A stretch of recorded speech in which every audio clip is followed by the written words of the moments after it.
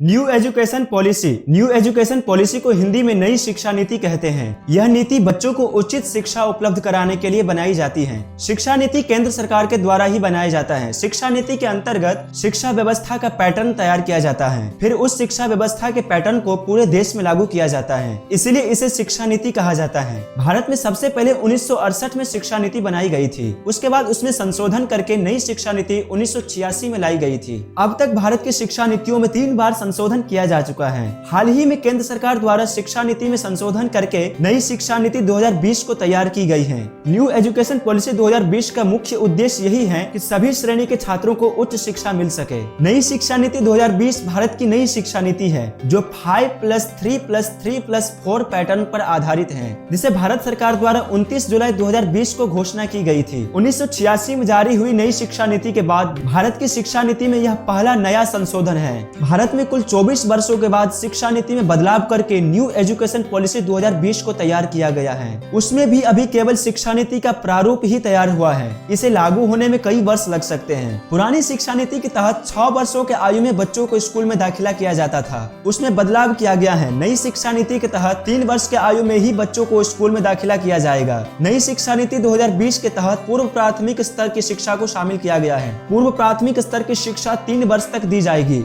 जिसमें बच्चों को प्ले स्कूल की तरह खेल खेल में शिक्षा दिया जाएगा। नई शिक्षा नीति 2020 के तहत स्कूलों में 10+2 प्रोग्राम के स्थान पर 5+3+3+4 प्रोग्राम को शामिल किया गया है। इस पैटर्न पर बच्चों को शिक्षा दिया जाएगा। अब आप सोच रहे होंगे कि 5+3+3+4 ये प्रोग्राम क्या है, इसका मतलब क्या है? इसका मतलब यह है कि नई शिक्षा नीति 2020 के तहत 12वीं कक्षा तक की शिक्षा को 4 भागों में बांट दी गई है। शुरुआत की 5 वर्ष तक की शिक्षा फाउंडेशन स्टेज कहलाएगा। इस स्टेज में प्री प्राइमरी स्कूल यानी कि प्ले स्कूल की शिक्षा 3 साल तक दी जाएगी। पहले जहां सरकारी स्कूल में दाखिला 6 वर्ष में होता था, वहीं अब 3 वर्ष की आयु में बच्चों का नामांकन होगा, जिसमें 3 साल तक प्री प्राइमरी स्कूल की पढ़ाई होगी और 2 साल तक क्लास 1 और क्लास 2 की पढ़ाई करवाई जाएगी। इस स्टेज में बच्चों को परीक्षा नहीं देना होगा। शुरुआत के 5 वर्षों में परीक्षा नहीं होगी, इससे बच्चों में परीक्षा का डर नहीं होगा। फाउंडेशन स्टेज पूरी करने के बाद नेक्स्ट स्टेज में बच्चा क्लास 3 में आ जाएगा। इस स्टेज में बच्चा 3 साल तक रहेगा, यानी कि क्लास 3, 4 एंड क्लास 5 तक की पढ़ाई होगी। इस स्टेज में बच्चों को मातृभाषा या क्षेत्रीय भाषा में शिक्षा प्रदान किया जाएगा।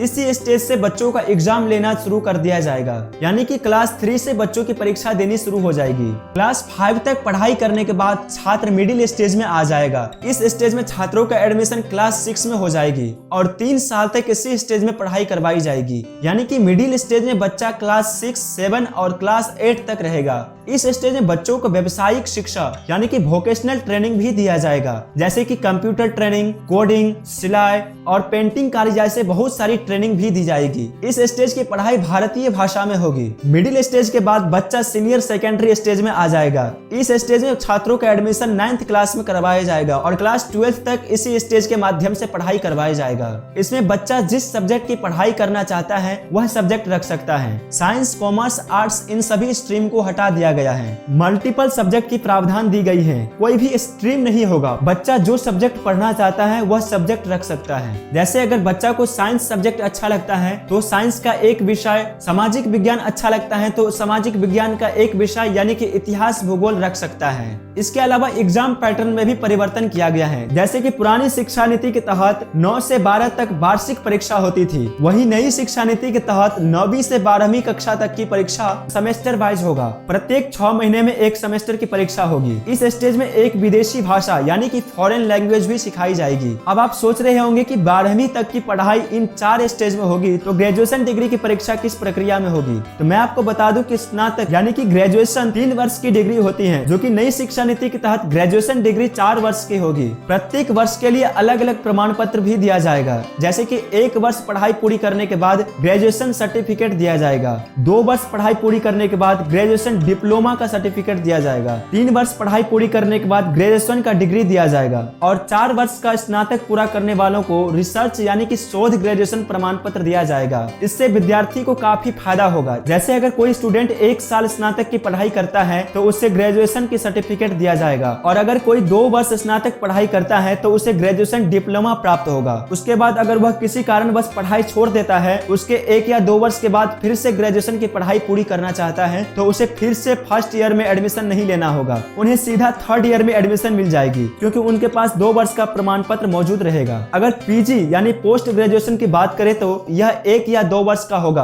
आप 1 या 2 वर्ष का पोस्ट ग्रेजुएशन कर सकते हैं, लेकिन इसमें भी कुछ नियम है। जैसे अगर आप 3 वर्ष का स्नातक डिग्री कोर्स करते हैं और आप पोस्ट ग्रेजुएशन करना चाहते हैं तो आपको 2 वर्ष का स्नातकोत्तर यानी कि पीजी करनी होगी, और आपने 4 वर्ष का स्नातक पूरा किया है तो आपको पोस्ट ग्रेजुएशन करने में सिर्फ 1 वर्ष का ही समय लगेगा। नई शिक्षा नीति 2020 के तहत पीएचडी कोर्स कुल 4 वर्ष की ही होगी। अगर नई शिक्षा नीति 2020 के तहत होने वाले फायदों की बात करें तो कक्षा 5वीं तक छात्रों की भाषा, गणित और सामान्य ज्ञान के साथ साथ इंटरेक्टिव सर्विसेज बढ़ाने पर भी जोर दिया जाएगा। कक्षा 9वीं से 12वीं तक छात्रों के लिए मल्टी डिसिप्लिनरी कोर्स डिजाइन किए जाएंगे। उनके साथ ही छात्रों की रुचि के आधार पर उन्हें आगे बढ़ने पर फोकस किया जाएगा, जैसे कि संगीत, खेल या कुकिंग आदि स्किल को मजबूत करके उन्हें भविष्य में इन्हीं क्षेत्र में रोजगार तलाशने के लिए तैयार किया जाएगा।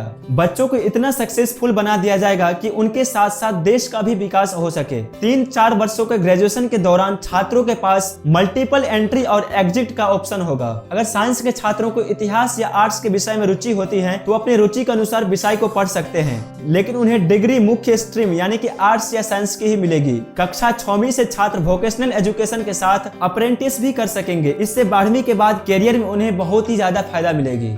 हम उम्मीद करते हैं ये वीडियो आपके लिए बहुत ही यूजफुल और हेल्पफुल रहा होगा। अगर वीडियो पसंद आए तो वीडियो को लाइक करें, सब्सक्राइब करें और दोस्तों के साथ शेयर जरूर करें।